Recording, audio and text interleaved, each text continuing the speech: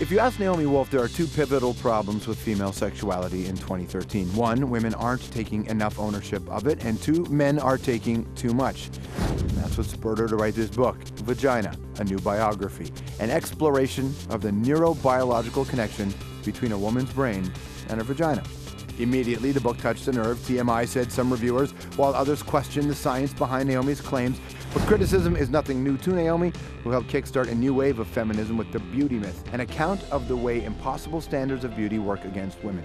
The beauty myth became a staple of feminist literature, and since its publication, Naomi has made it one of her goals to try to change the conversation about women's bodies without excluding men. In the last 10 or 15 years, there's amazing discoveries about the brain-vagina connection, and that these discoveries explain so many mysteries.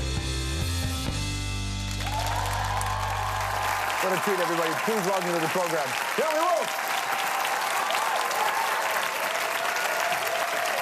How are you? Good. Nice to see you. Welcome to the show. Cool. Congratulations on your new book. Thank you. Quite a controversy. Apparently. Who is it? You write these other books. You can talk about politics, presidential power, the beauty myth, all that. People want to pick a fight. You write a book about the vagina, but moreover, its connection to the brain, and it's a fight now you're in. I mean, it's not a fight with my readers, who are very, very, very supportive, and it's not a fight for people who know the science. Basically, the vagina has been mocked and put down and derided and made fun of, or turned into pornography or medicalized for 5,000 years. And when you understand the brain-vagina connection, you kind of see why. Because actually, when a culture around a woman supports her in knowing about her sexual response, owning it, feeling good about it, knowing what makes her happy, because you have to know what makes you happy before you can explain it to anyone else. This boosts dopamine in her brain. And dopamine is an incredible neurotransmitter. It makes you confident. It helps you focus. It makes you motivated. It makes you feisty and assertive. It makes you trust your own judgment. I call it the ultimate feminist neurotransmitter. So it turns out that sexuality, which is kind of cast as disempowering women, actually empowers them. Right? And so if women actually are allowed to know about their bodies and about their pleasure, it makes them harder to control, harder to subordinate, harder to put down. I think that's important. Isn't partly the problem the fact that people have just, for whatever reason, religious, cultural, family, fear, just removed sexuality from its most basic thing, which is it's the body. Everything is the body. It has to all be connected. Like, it shouldn't be a surprise that your sexual organs are connected to your brain. Your brain powers everything.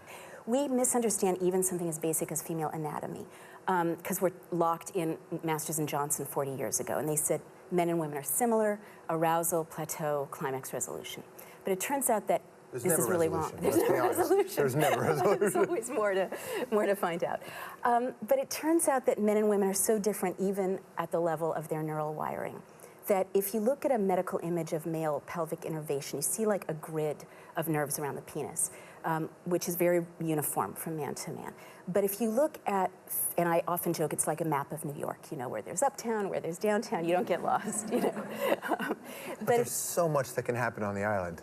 Let me tell you. Totally Let right. me tell you, it's not the same. Totally right, and someone should write that book, absolutely. But if you look at the female pelvic innervation, it's like, imagine a tangle of beautiful Christmas lights, 8 or 9, what are called neural termini. Some are in the clitoris, we know about those. Some are in the mouth of the cervix. They've discovered a new sexual center. But don't they lay differently with individual women too? Exactly. I won't go through all of them. You can look on the map that I cite in the book, but they do. And so the takeaway is every woman is different.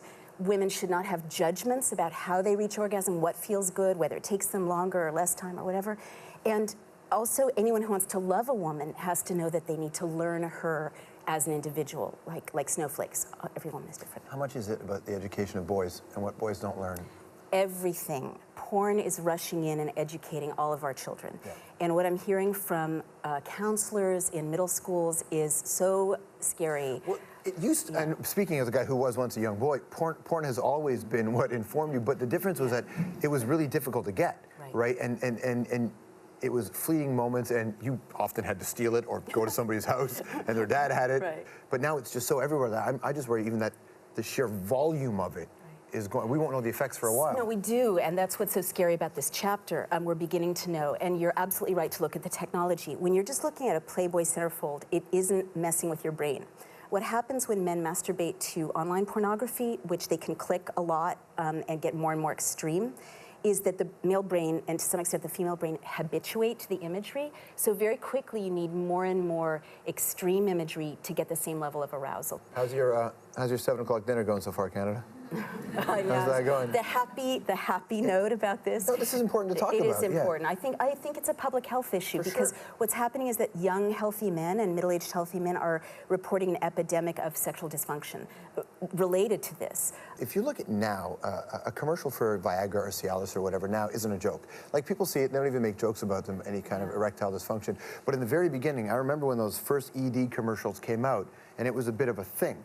Do you think that as it respects to this and the pelvic nerve and all that, that it's just at a certain point, the medical community has to look at a female relationship with sexuality the way they're looking at men and erectile dysfunction?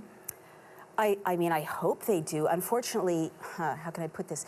You know, what women need is not, everyone's looking for the Viagra for women, but like conversation and help with the dishes is Viagra for women, you know, very, very often. Listen. Let me tell you, a Viagra takes about 20 minutes. The dishes and the talk can take an hour, all right? Who wants that? Can we give you dishes and a pill, you know? Right, I know.